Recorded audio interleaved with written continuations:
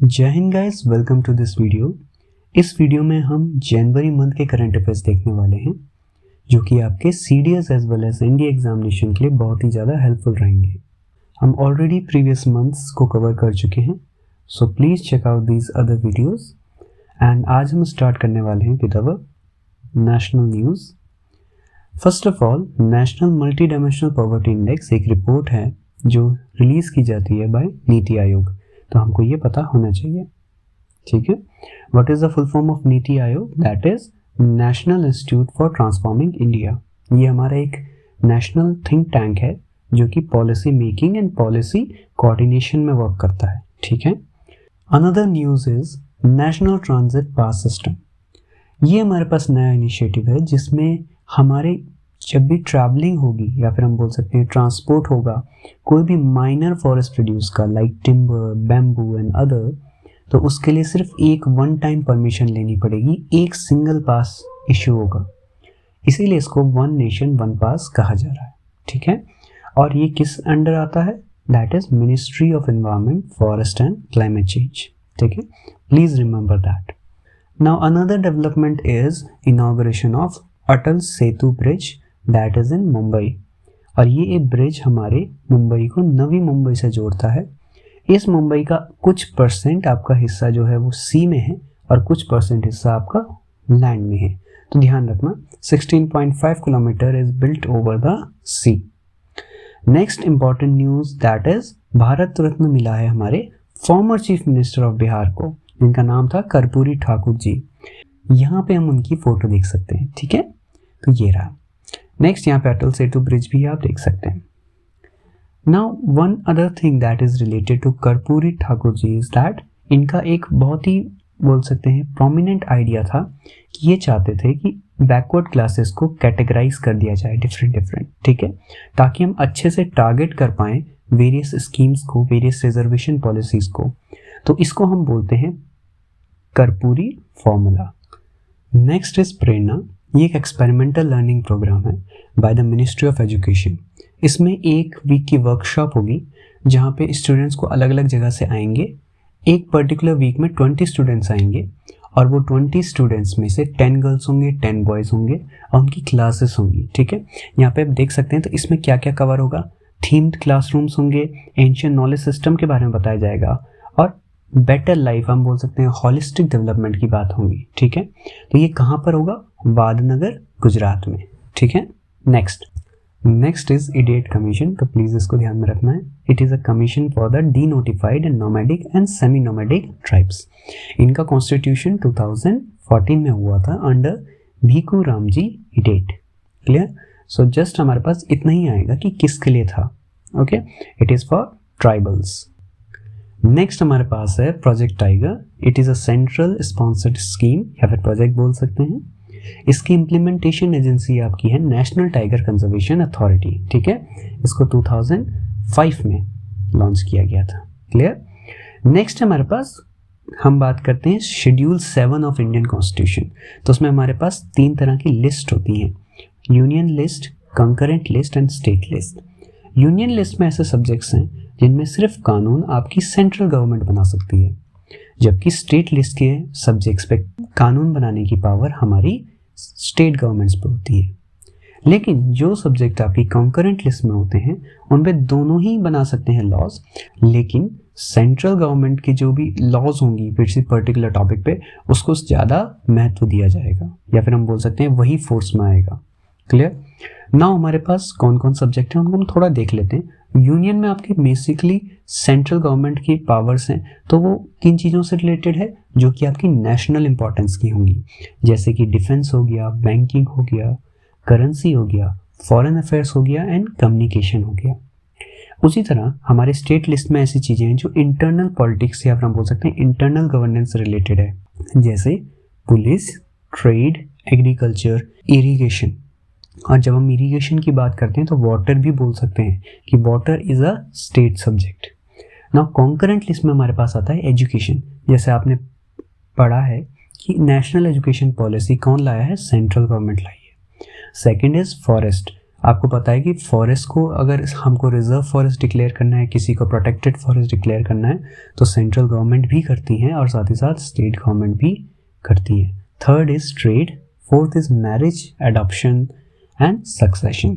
तो ये चीज़ें हमको याद होनी चाहिए कि इन पे कानून दोनों central as well as state government बना सकते हैं। Clear.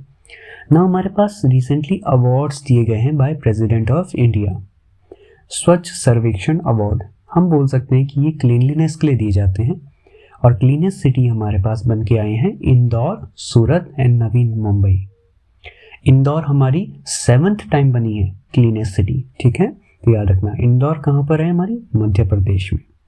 Another is Maharashtra is the most cleanest state in the country, उसके बाद मध्य प्रदेश एंड देन उसके बाद छत्तीसगढ़। उसी तरह क्लीनेस्ट गंगा टाउन हमारे पास कौन है, वाराणसी, और वाराणसी के बाद आता है प्रयागराज।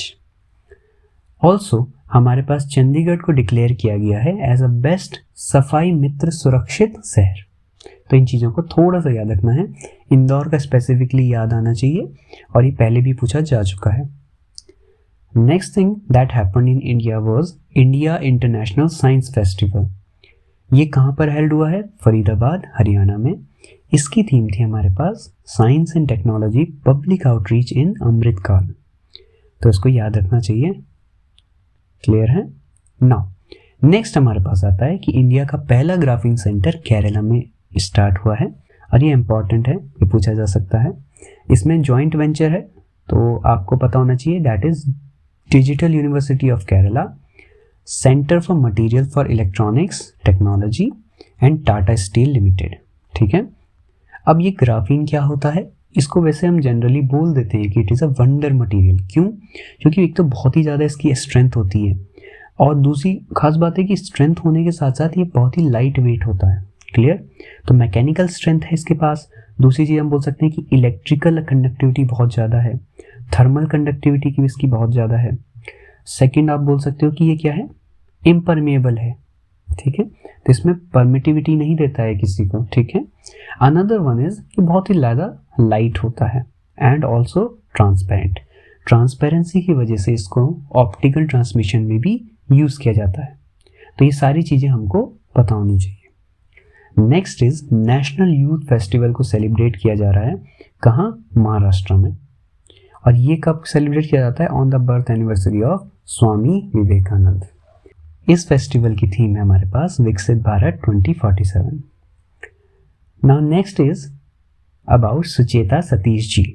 इन्होंने वर्ल्ड रिकॉर्ड बनाया है 140 लैंग्वेजेस में गाने गाने का इन अ सिंगल कॉन्सर्ट। ठीक है, तो इसको ध्यान में रखना है।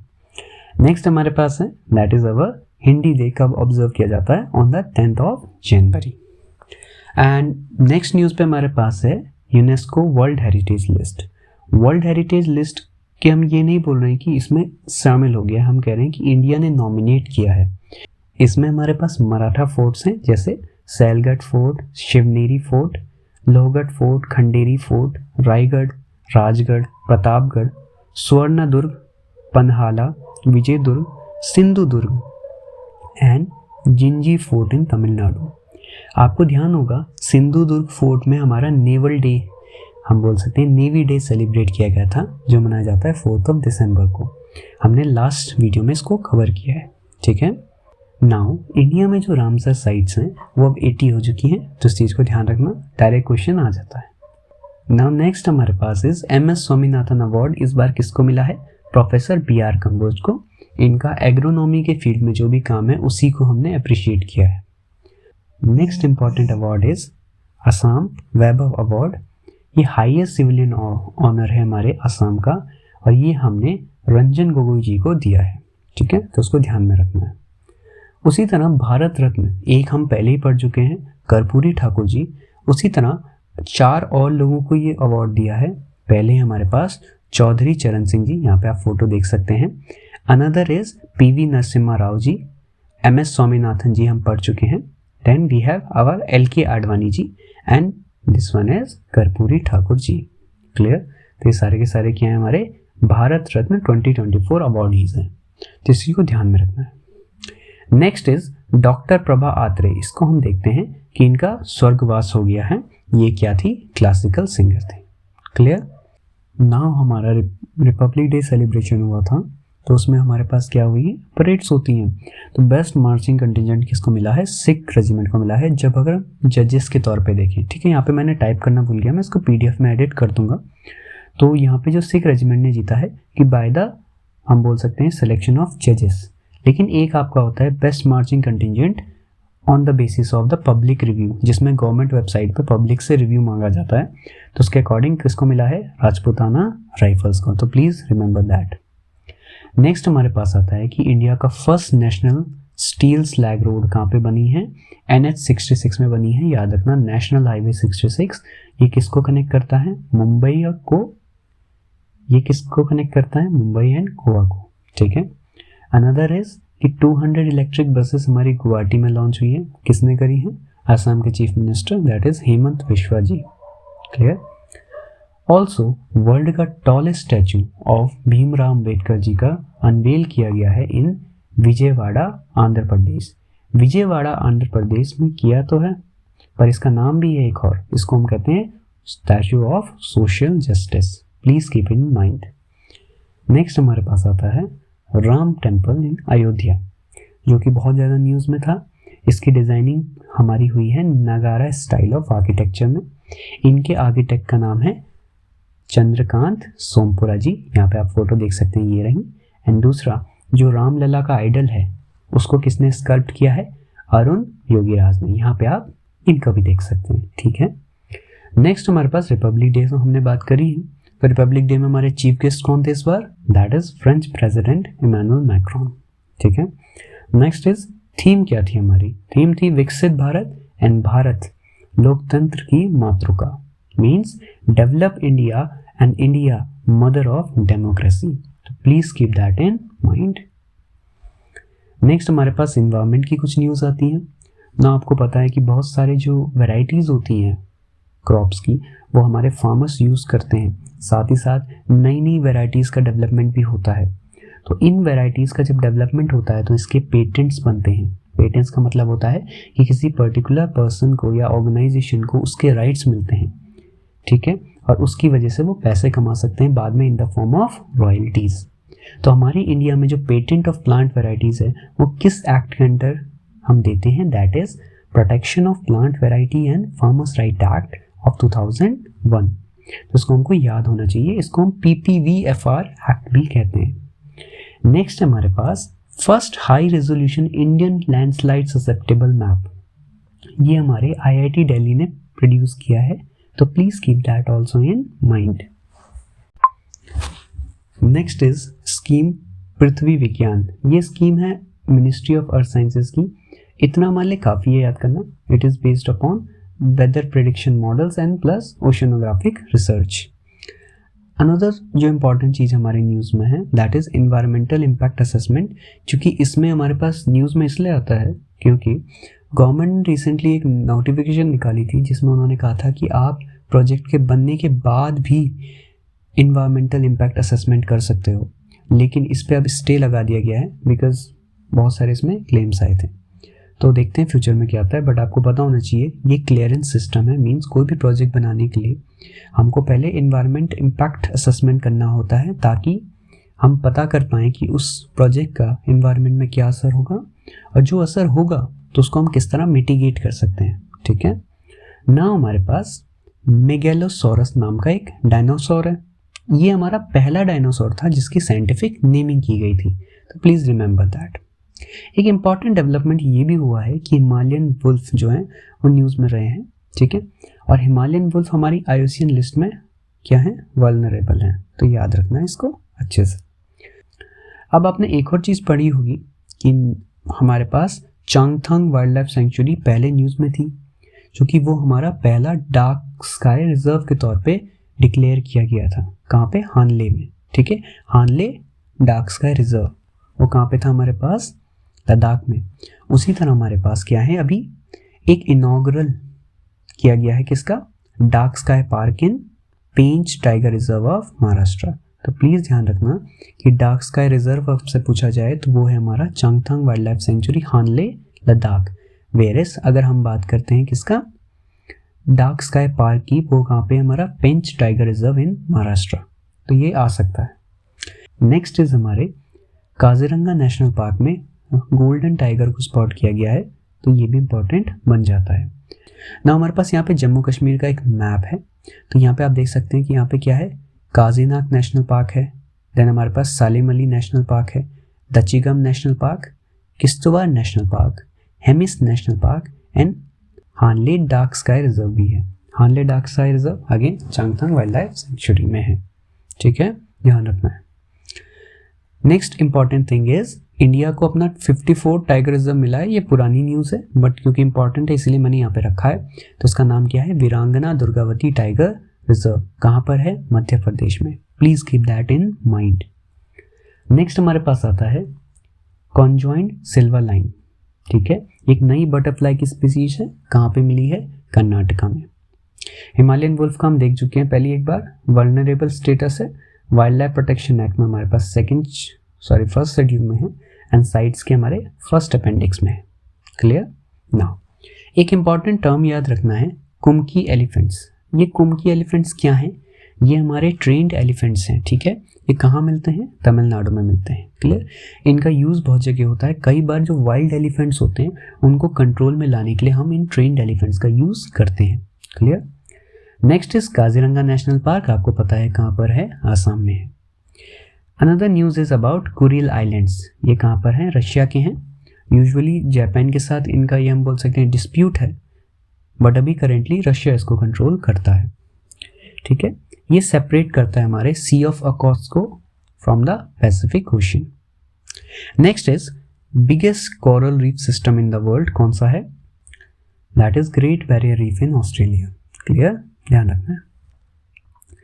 वेज बैंक इकोसिस्टम काफ़ी ज़्यादा न्यूज़ में रहा, ये कहाँ पे मिलता है, हमारे साउथ ऑफ क्वेप ऑफ कैमोरिन या फिर कन्याकुमारी, तमिलनाडु, ठीक है, ध्यान रखना।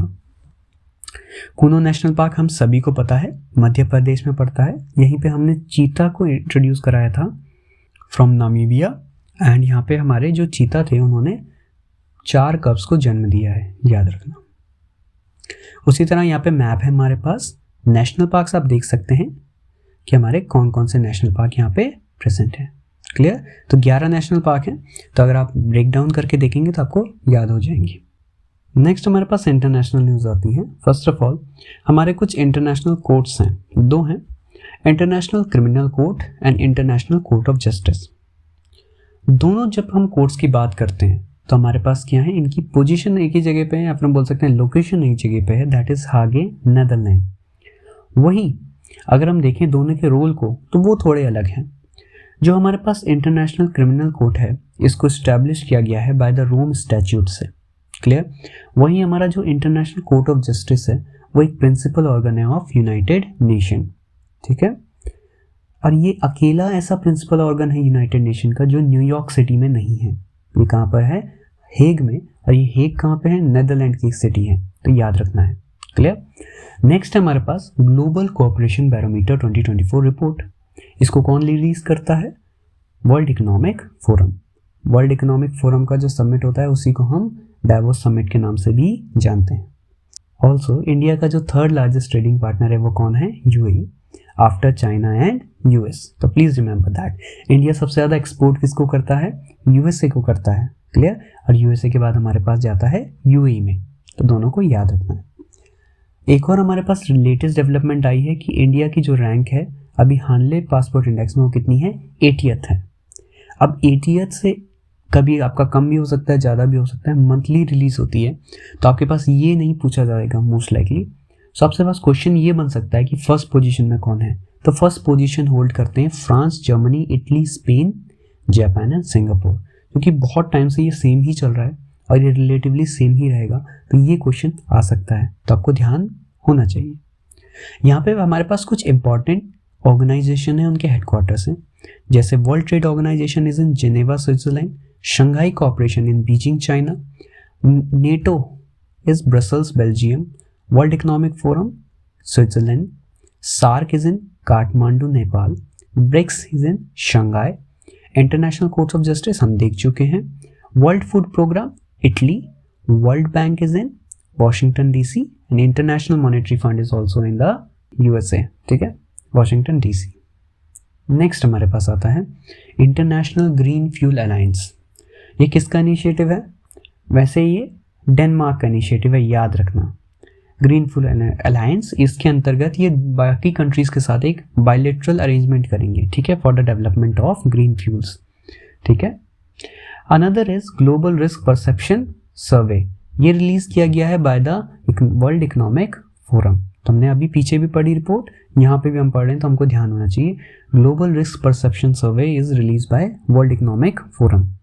इंडिया के लिए जो रिस्क बताए गए हैं वो है मिस इन्फॉर्मेशन और disinformation, infectious diseases, illicit economic activities, inequality and labour shortage. तो ये नाम पढ़ लेना, क्योंकि वर्ल्ड के बारे में भी बताया गया, लेकिन हमारे लिए इंपॉर्टेंट इंडिया का है सिर्फ। एक हमारे पास रिसेंटली हुआ है कि इंडिया ने एक्सप्लोरेशन माइनिंग प्रोजेक्ट्स किए हैं। कहाँ? अर्जेंटीना में स्टार्ट। तो Argentina is a part of lithium triangle, जहाँ सबसे ज़्यादा वर्ल्ड का इथियम पाया जाता है। That is Chile, Bolivia and Argentina. ये 3 कंट्रीज है, इनको ही हम बोलते हैं लिथियम ट्राइंगल। क्लियर? और लिथियम को एक वाइट गोल्ड बोला जाता है because it is very precious and it is used in the manufacturing of semiconductors. तो please keep that in mind. Next हमारे पास आती है international news. Global peace summit on Ukraine कौन होस्ट करने वाला है? स्विट्जरलैंड होस्ट करेगा। क्लियर? एक साइक्लोन आया है अल्बारो, कहाँ पर? मेडागास्कर में। ये भी इंपॉर्टेंट न्यूज़ है। बेस्ट मोशन पिक्चर का अवार्ड मिला है ओपनहाइमर को, आप सभी को पता होगा। It was a film that was based on the creation of और development of the nuclear atom bomb. Next is best film India में अगर हम देखते हैं वो कौन है? 12th fail. बेस्ट डायरेक्टर कौन थे? विनोद चोपड़ा जी, जो इन्होंने ही डायरेक्ट करी है 12th फेल को। करप्शन परसेप्शन इंडेक्स में इंडिया की रैंक 93 है। एंड ग्रीन रूम को लॉन्च किया गया है Ukraine bye UNDP and Denmark. दोनों का नाम याद रखना है। ग्रीन रूम क्या होते हैं? ग्रीन रूम बेसिकली हमारे चाइल्ड फ्रेंडली पुलिस स्टेशन होते हैं ना। हमारा पेरिस ओलंपिक होने वाला है, पेरिस है तो ऑब्वियसली फ्रांस में होना है 2024 में। तो उसके लिए जो वीज़ाज हैं वो अलॉट किए जा रहे हैं, और उनको हम किस फॉर्म में कर रहे हैं? डिजिटल फॉर्म में, ठीक है। तो डिजिटल वीज़ाज, जिसको हम शेंगेन वीज़ा भी बोलते हैं, वो कौन रिलीज कर रहा है? फ्रांस कर रहा है for the Paris Olympic. Clear? पहला यूरोपियन देश बना है जिन्होंने डिजिटल वीज़ाज को क्या किया है? अलाउ किया, या फिर हम बोल सकते हैं स्टार्ट किया है।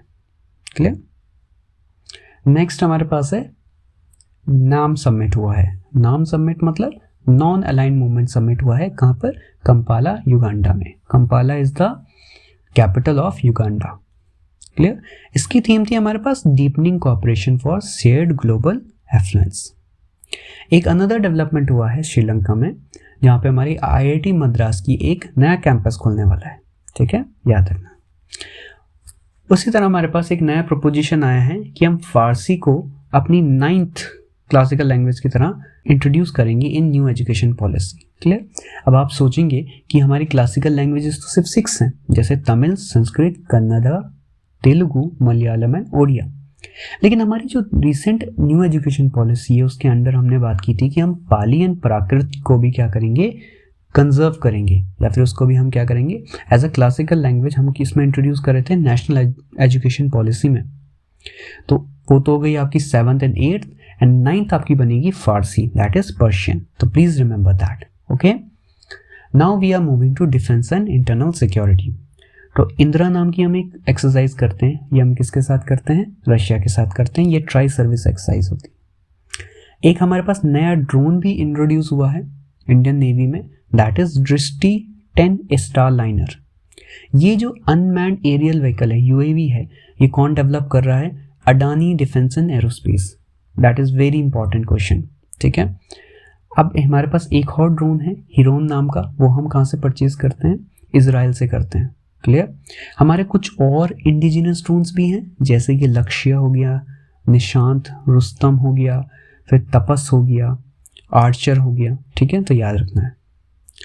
ऑल्सो अब हम डिफेंस की बात कर रहे हैं और internal security.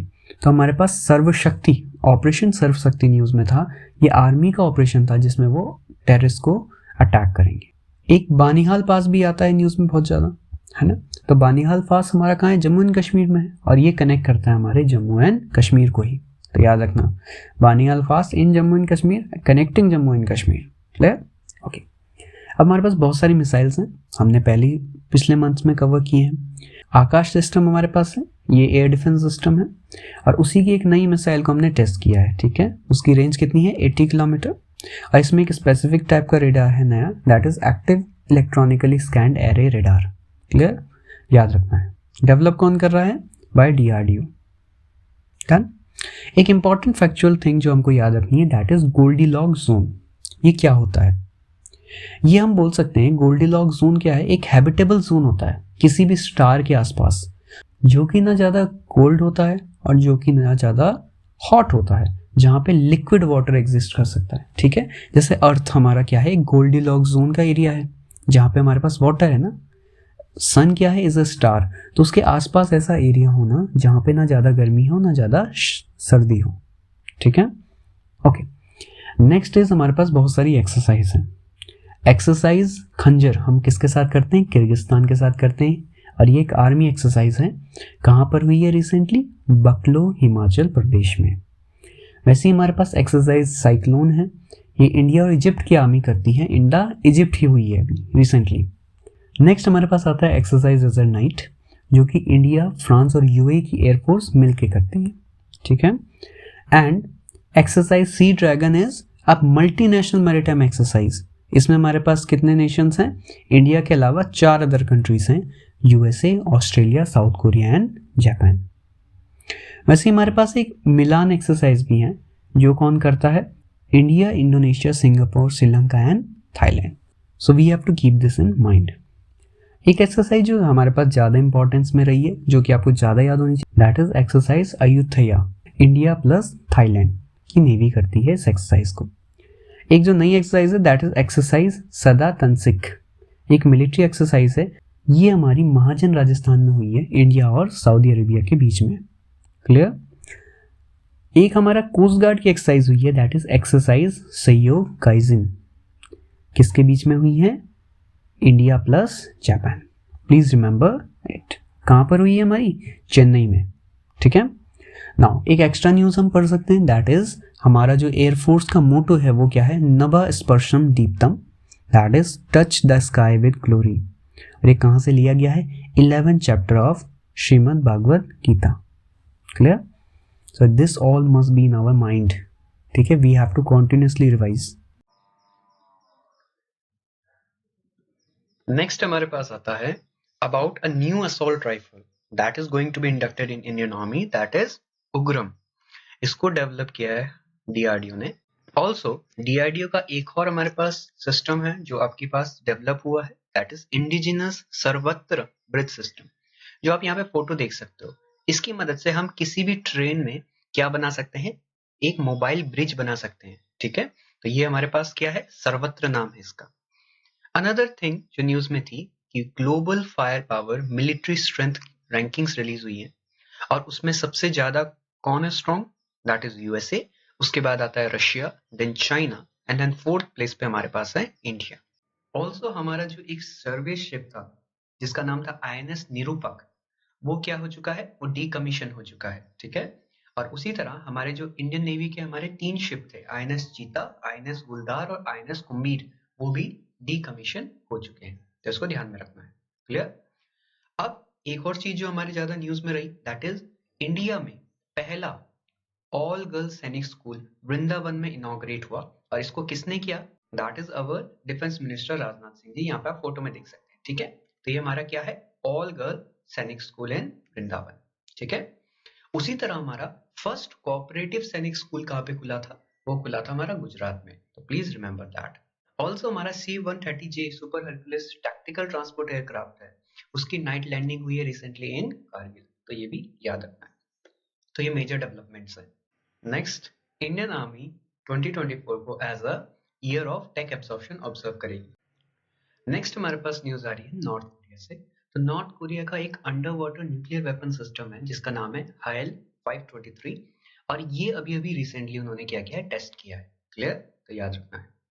Another important thing जो यहाँ पे नेशनल सिक्योरिटी में नहीं होनी चाहिए थी बट मैंने डाल दी, दैट इज स्नो लेपर्ड। क्या है? किर्गिस्तान ने उसको एक अपना नेशनल सिंबल बनाया है। ठीक है, तो हम बोल सकते हैं कि उसको हम प्रोटेक्ट करना चाहते हैं और उसको हम क्या करना चाहते हैं, उसकी पॉपुलेशन को सस्टेन करना चाहते हैं। ठीक है, सो दैट इज स्नो लेपर्ड को किसने सिंबल बनाया है, किर्गिस्तान में, प्लीज याद रखना। और अभी हमने पीछे पढ़ा था कि किर्गिस्तान के साथ हमारी कौन सी एक्सरसाइज होती है, that is exercise Khanjar. Clear, तो ऐसे ही आप रिवाइज करते रहिए time to time. Clear, now we have our economic section. तो इकोनॉमिक सेक्शन में हमारे पास आ रहा है एनपीए सबसे पहले। तो एनपीए क्या होते हैं, तो ध्यान रखिए, एनपीए होता है नॉन परफॉर्मिंग एसेट्स, मींस ऐसे एसेट्स बोल सकते हो, या फिर एसेट्स क्या होते हैं, एनीथिंग जो आपको रिटर्न्स देते हैं जिससे आपको बाद में फायदा होगा, उसको हम बोलते हैं एसेट।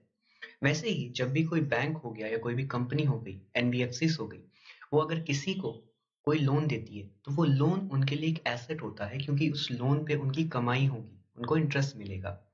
इसीलिए अगर कोई भी एसेट है जो उनका, यानी कि उनका कोई लोन है जिसमें इंटरेस्ट नहीं आया है, कितने दिन तक, 90 डेज तक अगर किसी का इंटरेस्ट ड्यू है, तो उसको क्या डिक्लेयर कर दिया जाता है, नॉन परफॉर्मिंग एसेट। मतलब वो एसेट अब परफॉर्म नहीं कर रहा है जिस काम के लिए वो बना है। ठीक है, तो वही चीजें आपको ध्यान में रखनी है। यहाँ पे हमारे पास कुछ एसेट्स की क्लासिफिकेशन है, जैसे सब standard asset.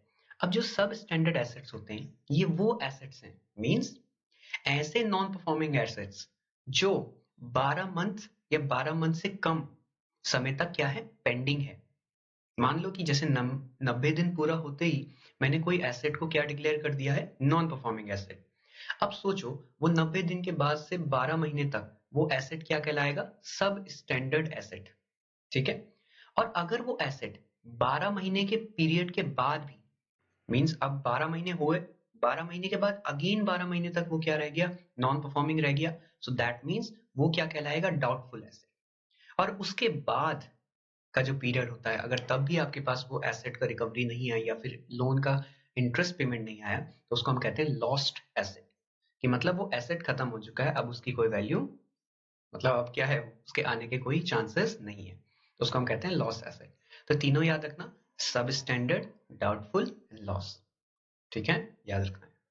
90 days for NPA, then 12 month तक हमारे सब स्टैंडर्ड, उसके अगले 12 मंथ तक हमारा डाउटफुल, एंड उसके बाद हमारा लॉस एसेट।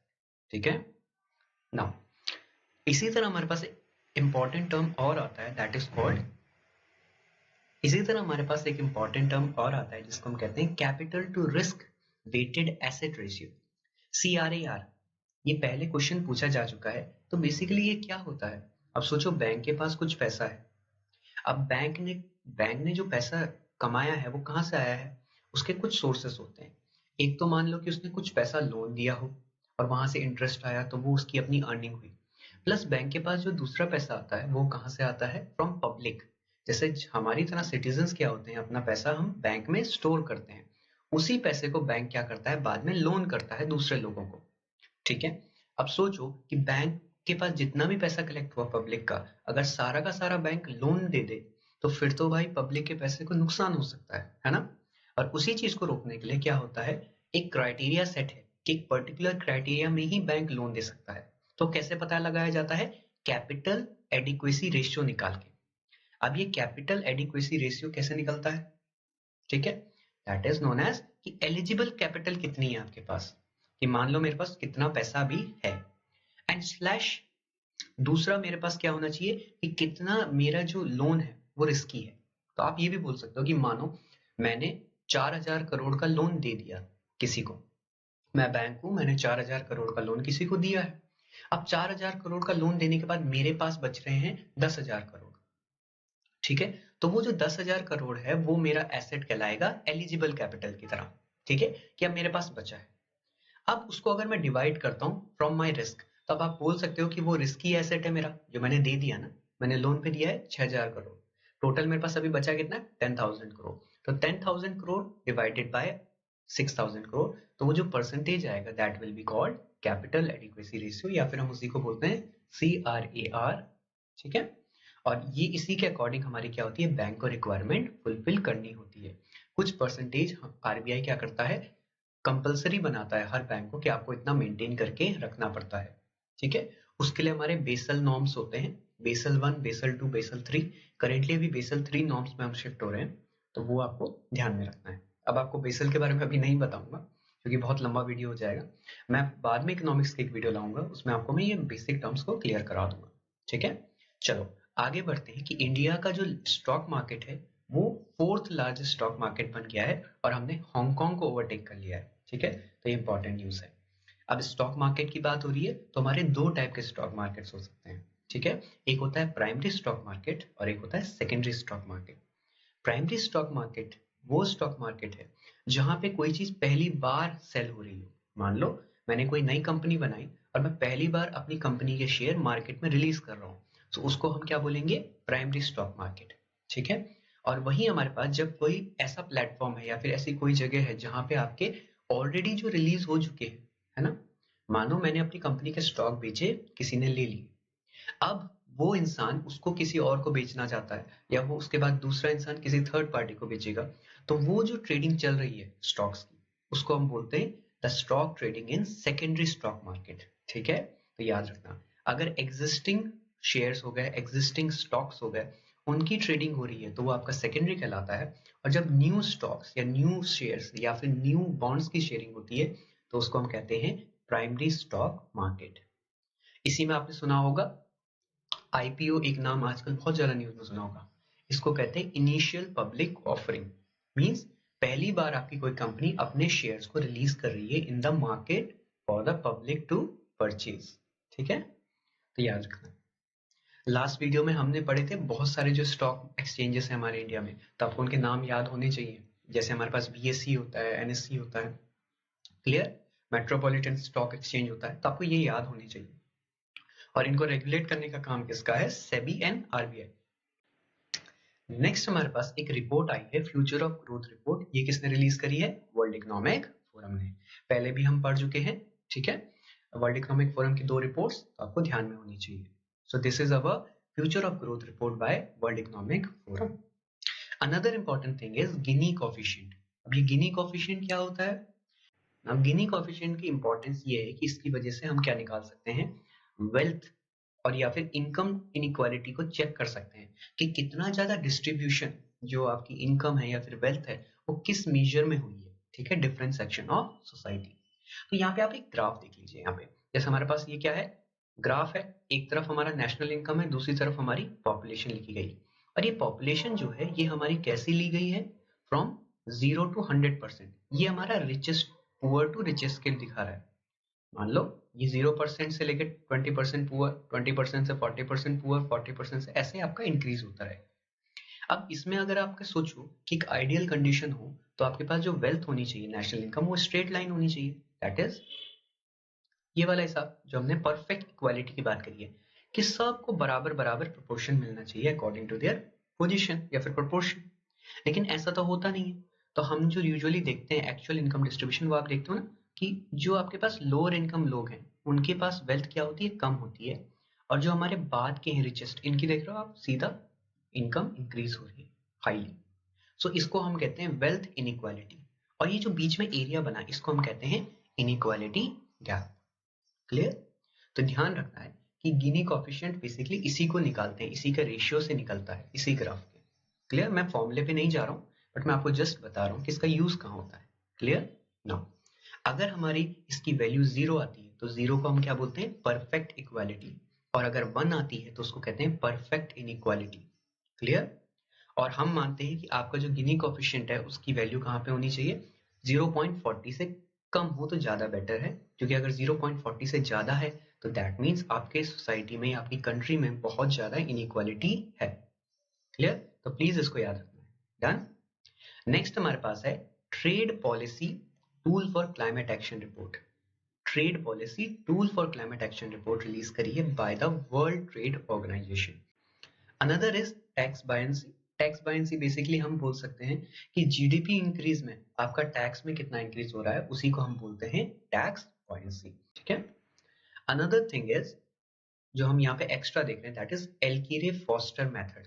अब आपसे कोई पूछे कि ये क्या है तो आप बोल सकते हो कि ये पॉवर्टी एनालिसिस मेथड है। सिंपल लैंग्वेज में आपको एक लाइन में, क्योंकि सीडीएस के एग्जाम में आपके पास ज्यादा डेप्थ में नहीं पूछते हैं, तो आपको पता होना चाहिए कि इसमें हम क्या कर रहे हैं, पॉवर्टी का एनालिसिस करते हैं या मेजर निकालते हैं in the real value.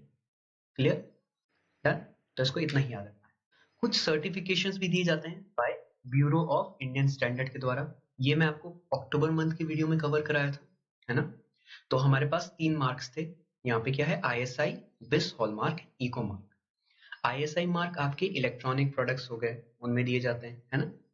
Then बिस हॉलमार्क आपका दिया जाता है in the jewellery, gold and silver. And eco mark आपका दिया जाता है for environmental friendly products. Please remember all 3। और इन तीनों को कौन देता है, BIS, that is bureau of Indian standards. Clear. Now next we have कि 16th फाइनेंस कमीशन का गठन हो चुका है। और इनके जो हमारे प्रेसिडेंट हैं वो कौन है, या फिर चेयरमैन कौन बनाए गए हैं, दैट इज अरविंद पानाग्रिया जी। ठीक है, ये क्या है, चेयरमैन बने हैं of the 16th finance commission. और 16th फाइनेंस कमीशन की जो रिकमेंडेशन होगी वो 2026 से लागू होगी अगले 5 साल तक। ध्यान रखना, ठीक है, याद रखेंगे। Another important factual thing is reverse flipping. ये क्या होता है कि जब कोई भी जो ओवरसीज कंपनीज हैं वो अपना डोमिसाइल इंडिया में दोबारा चेंज कर ले और इंडियन स्टॉक एक्सचेंजेस में वापस आए, उसको हम कहते हैं रिवर्स फ्लिपिंग। आपने सुना होगा इंडिया के लोग क्या करते हैं, बाहर जाकर कहीं और जाके अपनी कंपनी का हेडक्वार्टर सेट करते हैं ताकि टैक्स में फायदा मिले। लेकिन जब इसका उल्टा प्रोसेस हो जाए कि इंडिया में आने लगी कंपनीज और अपने आप को इंडियन स्टॉक एक्सचेंज में लिस्ट करने लगे, तो उसको हम कहते हैं रिवर्स फ्लिपिंग। अब आजकल ये हो रहा है क्योंकि इंडिया की ग्रोथ बाकी नेशन की ग्रोथ से बहुत ज्यादा है ना। तो इंडिया जो कर रहा है इकोनॉमिक रिसेशन में नहीं है, प्लस इंडिया की जो ग्रोथ है वो कॉन्टिन्यूसली 6% से अबव है। तो जहां बाकी सारे देश रिसेशन में जा रहे हैं या फिर उनकी ग्रोथ स्टैग्नेंट हो गई है, वहीं इंडिया कॉन्टिन्यूसली ग्रो कर रहा है और इंडिया का स्टॉक मार्केट बहुत ही अच्छे रिटर्न्स दे रहा है। तो इसीलिए रिवर्स फ्लिपिंग देखी जा रही है, तो इसको ध्यान रखना है। Clear. Next is domestically systematically important banks. अब ये क्या होते हैं, कुछ बैंक्स ऐसे होते हैं जो बहुत ज्यादा इंपॉर्टेंट होते हैं नेशन के लिए, क्योंकि उनपे क्या है, पब्लिक का बहुत सारा बोल सकते हैं ट्रस्ट है, पब्लिक का बहुत ज्यादा पैसा इन्वेस्टेड है। तो उन बैंक्स को एक स्पेशल कैटेगरी दी जाती है, ठीक है, उसको DSIB बोल रहे हैं, डोमेस्टिक सिस्टमेटिकली इंपॉर्टेंट बैंक्स। इसमें हमारे करेंटली 3 बैंक आते हैं। एक है SBI largest, then we have HDFC, then we have our recent बोल सकते हैं जिनका एडिशन हुआ है ICICI।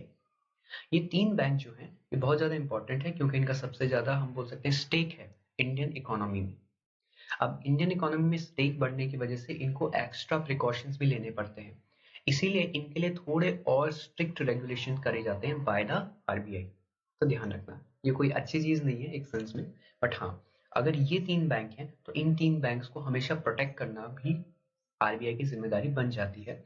और इनके लिए बेटर रेगुलेशन लाना या फिर इनको हेल्प करना वो भी आपके लिए बहुत इंपॉर्टेंट हो जाता है for RBI। Clear. Next is हमारे पास स्कीम्स है। पहली है हमारी प्रधानमंत्री किसान संपदा योजना। ये एक हमारी सेंट्रल सेक्टर स्कीम है। आपको मैंने पहले ही बताया है, सेंट्रल सेक्टर मतलब सारा पैसा सेंट्रल गवर्नमेंट देगी। और इस स्कीम में हम बेसिकली क्या कर रहे हैं, फूड प्रोसेसिंग इंडस्ट्रीज को क्या करना चाहते हैं, डेवलप करना चाहते हैं, उनको इम्प्रूव करना चाहते हैं इंडिया में। ठीक है, तो ये काम है बाय प्रधानमंत्री किसान संपदा योजना। एक अनदर स्कीम है that is known as PM Pranam. अब PM प्रणाम क्या है हमारे पास, a programme for restoration awareness nourishment and amelioration of mother earth. ठीक है, अब इसमें हम चाहते हैं कि हम केमिकल फर्टिलाइजर को रिड्यूस करें और बायो फर्टिलाइजर का ज्यादा यूज करें। ठीक है, तो it is for the promotion of bio fertilizer and reduction in the use of chemical fertilizer. Clear.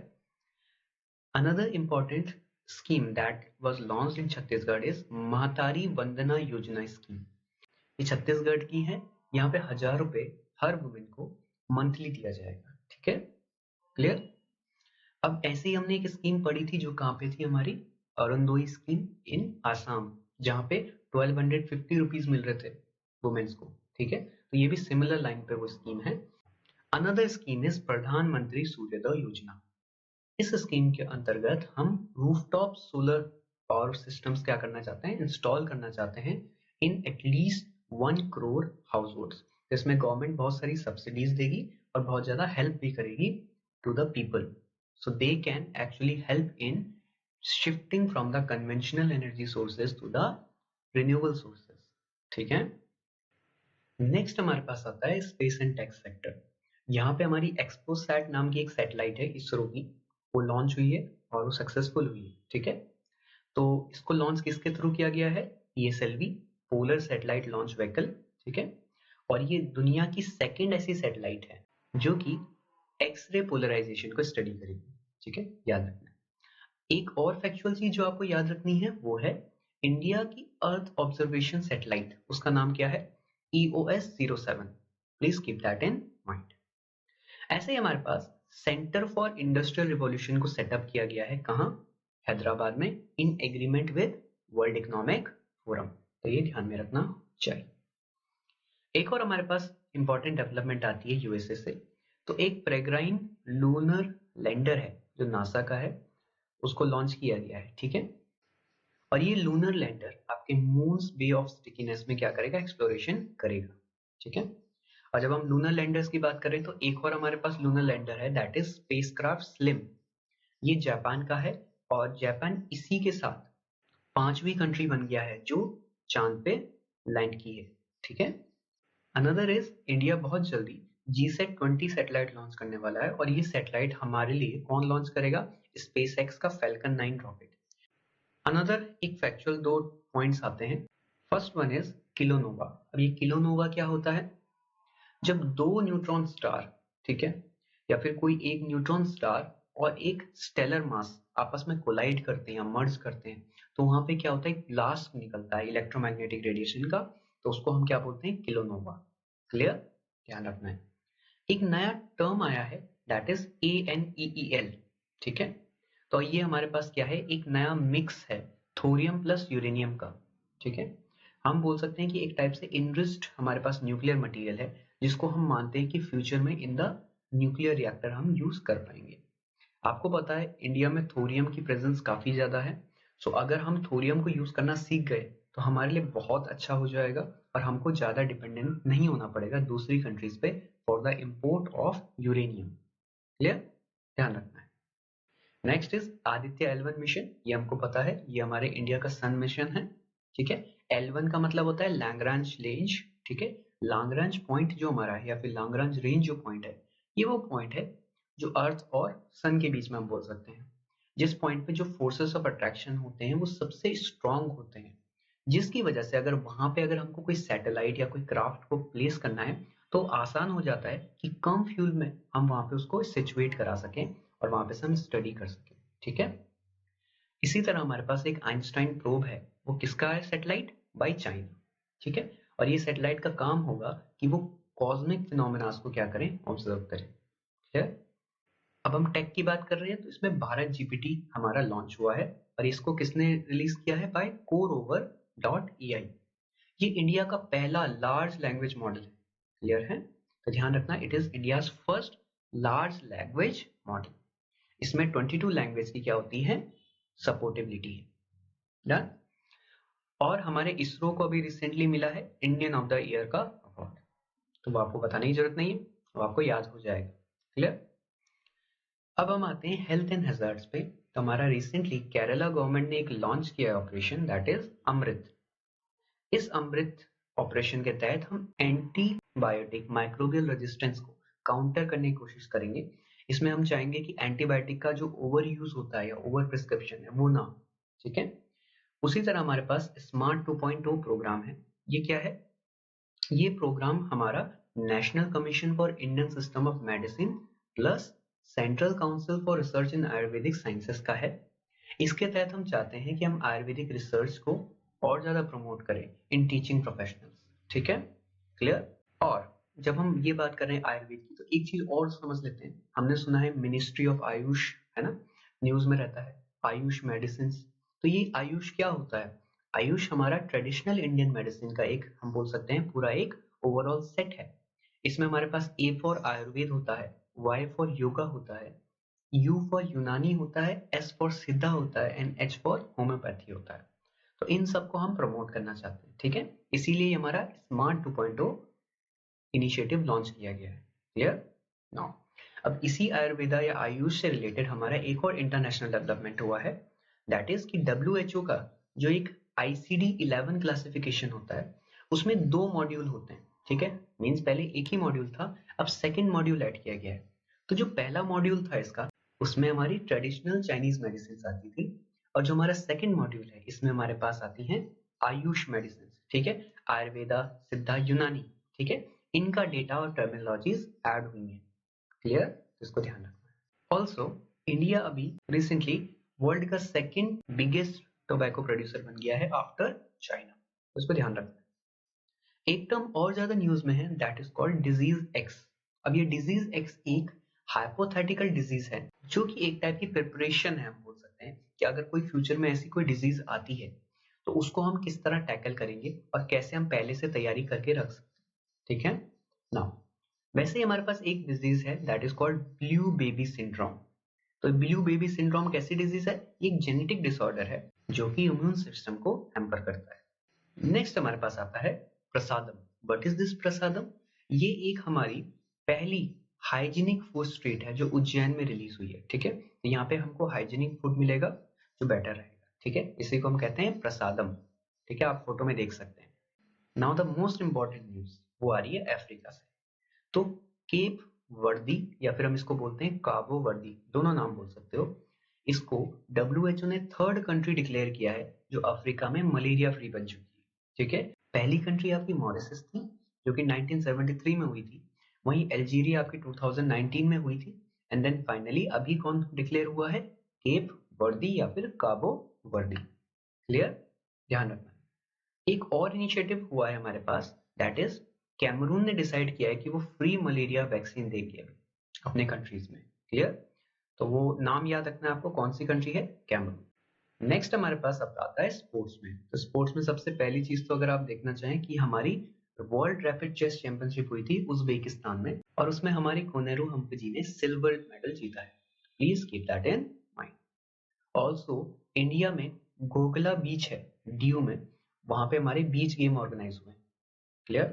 Also India के जो हमारे टेनिस प्लेयर है रोहन बोपाना जी, वो ओल्डेस्ट प्लेयर बन गए हैं जो वर्ल्ड रैंकिंग में नंबर ऑफ स्पॉट पे आए हैं इन द डुओ। और इनके जो पार्टनर है उनका नाम क्या है? Matthew Ebden. और मैथ्यू एब्डेन कहाँ के हैं? ऑस्ट्रेलिया के। उसी तरह हमारे पास डाकर रैली को किसने जीता है? That is Carlos Sainz at the age of 61। Clear? And हमारा खेलो इंडिया विंटर गेम 2024 कहां पे होस्ट है? That is in Ladakh. इसका मैस्कोट क्या है? Snow leopard. और उसका नाम क्या है? शिनेशी और शान। और जो हमारे खेलो इंडिया विंटर गेम्स है उनमें टॉप किया है हमारी महाराष्ट्र ने, फिर सेकंड नंबर पे तमिलनाडु एंड थर्ड नंबर पे हरियाणा। क्लियर? और जो हमारे 9th एशियन विंटर गेम्स होंगे 2025 में, वो हमारे क्या है? उनकी theme dream of winter love among Asia. और इसके मैस्कॉट क्या है? बिन बिन एंड नीनी। और ये जो विंटर एशियन गेम्स है कहां पे होने वाले हैं? ये होने वाले हैं इन चाइना, ठीक है। Also ICC men's ODI team of the year, ठीक है, तो कैप्टन कौन बने हैं? रोहित शर्मा, ठीक है। और हमारे क्रिकेटर ऑफ द ईयर का अवार्ड मिला है शुभमन गिल को, plus life time achievement award दिया गया है to mister Ravi Shastri. Also New Zealand के हमारे एक बॉलर हैं दैट इज टिम साउदी, उन्होंने रिकॉर्ड बना लिया है of taking 150 wickets in the T20 international. Clear? ऐसे ही आप यहाँ पे फोटो देख सकते हैं, इनका नाम है सू रिटफर्न, और सू रिटफर्न पहली हमारी ICC appointed female neutral empire बनी। और ये जो न्यूज है ये हम बाकी की हम कवर कर चुके हैं, जैसे कि men's player of the award मिला है लियोनल मेसी को, women's player of the award मिला है एताना बनमाटी को, एंड फीफा में फेयर प्ले अवार्ड मिला है ब्राजील की नेशनल टीम को। क्लियर? तो ये हमको इजीली याद रहेगा। नेक्स्ट हमारे पास कुछ मिसलेनियस चीजें आती हैं, जैसे मिताक्षारा लॉ। अब व्हाट इज दिस मिताक्षारा लॉ? ये लॉ किसके साथ डील करती है? प्रॉपर्टी के साथ डील करती है जब बात आती है इलेजिटिमेट चाइल्ड की। अब इलेजिटिमेट चाइल्ड हम किसे कहते हैं? ऐसा चाइल्ड जो आउट ऑफ वेडिंग जो बॉर्न होता है या फिर आउट ऑफ वेडलॉक बॉर्न होता है, उसको इलेजिटिमेट चाइल्ड बोला जाता है। लेकिन हमको पता है करेंटली आपका अगर चाइल्ड है वो लेजिटिमेट हो या फिर इलेजिटिमेट हो, दोनों ही प्रॉपर्टी के हकदार होते हैं when it comes to ancestral property. Clear? Now next हमारे पास है जीआई टैग्स है कुछ। अब जीआई टैग्स में हमारे पास क्या क्या है? उड़ीसा के हैं पहले तो। पहले का नाम है लांजिया सोरा पेंटिंग्स, फिर हमारे पास है दोंगाड़िया कॉर्न सॉल, खजूरिया गूटा, सिंपली पाल की चटनी, कोराईपुट काला जीरा राइस। ठीक है, तो ये याद रखने हैं। काला जीरा राइस आपको पहले का याद होगा, उसी तरह आपको कोंद सॉल याद रखना है and Lanjia Saura painting, these are the most important. Plus हमारे पास अरुणाचल प्रदेश से भी हमारे पास एडिशन हुए हैं। First is handmade carpets, Wancho wooden craft and आदि केकिर। ये आदि केकिर क्या है? एक जिंजर है। क्लियर? जिंजर आपको पता है, दैट इज अदरक। नाउ वेस्ट बंगाल में भी हमारे कुछ जीआई टैग्स आए हैं, जैसे कि Tangail sari, Garad sari, Korial sari, Kalonunia rice, Sundarban honey. Sundarban honey recent introduction है, तो ये क्वेश्चन आ जाता है और सीडीएस यूजुअली इजी क्वेश्चन पूछता है जो लॉजिकली सॉल्व हो जाए। तो सुंदरबन सुन के आपको पहले ही क्लियर होना चाहिए कि it must be from west Bengal. Next is Jammu and Kashmir, यहां से मिला है जीआई टैग किसको? रामबान अनारदाना को। और गुजरात से मिला है कच्ची खरीक को। तो ये हमको सारे इंपॉर्टेंट थोड़ा थोड़ा दिमाग में रहने चाहिए। ठीक है, वॉली ट्राइब जो है वो कहाँ पे पाए जाते हैं? In the Sanjay Gandhi national park इन महाराष्ट्र। अब नेशनल पार्क्स की बात करें तो यहाँ पे मैंने फोटो दी है, आप प्लीज इन सारे नेशनल पार्क को देखेंगे। पहला है चंदोली नेशनल पार्क, ठीक है, Gugamal national park, then Tadoba national park, Navegaon national park, Pandit Jawaharlal Nehru national park, इसी को पेंच नेशनल पार्क भी कहते हैं, and sixth is Sanjay Gandhi national park. ठीक है, तो याद रखना वर्ली ट्राइब कहाँ के हैं? महाराष्ट्र के हैं, संजय गांधी नेशनल पार्क में। Clear? Another tribe is Bru tribe, ये हम पहले पढ़ चुके हैं in the month of November. Bru tribe को हम क्या कहते हैं? रियांग से नाम से भी जानते हैं। ये कहाँ कहाँ मिलते हैं? त्रिपुरा में, मिजोरम में, आसाम में। और त्रिपुरा में इनको एज अ पीवीटीजी डिक्लेयर किया हुआ है। What is PVTG? Particularly vulnerable tribal groups, मतलब ट्राइब्स में भी जो बहुत ज्यादा पिछड़े हुए हैं उनको हम कैटेगराइज करते हैं इन पीवीटीजी। क्लियर? ध्यान रखना। नेक्स्ट हम देखने वाले इंपॉर्टेंट प्लेसेस हैं इंडिया जो भी न्यूज में रहे, जैसे वातनगर महसाना। तो आईआईटी खड़गपुर ने वहां पे डिस्कवर किया है एक सेटलमेंट ऑफ 800 BC। क्लियर? कहाँ पे? Mehsana in Gujarat.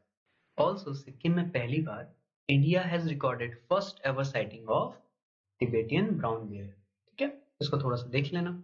Next is पक्के पागा हॉर्नबिल फेस्टिवल। ये कहाँ सेलिब्रेट होता है? In the Arunachal Pradesh. तो हॉर्नबिल पूछा जाए तो नागालैंड है, लेकिन पक्के पागा हॉर्नबिल फेस्टिवल तो अरुणाचल में। Please keep that in mind. Vijayawada में हमारा statue of social justice unveil हुआ है, ये तो आपको ध्यान में होगा, अभी हमने पढ़ लिया। उसी तरह हमारे पास चिनार वाइल्ड लाइफ सेंचुरी कहाँ पर है?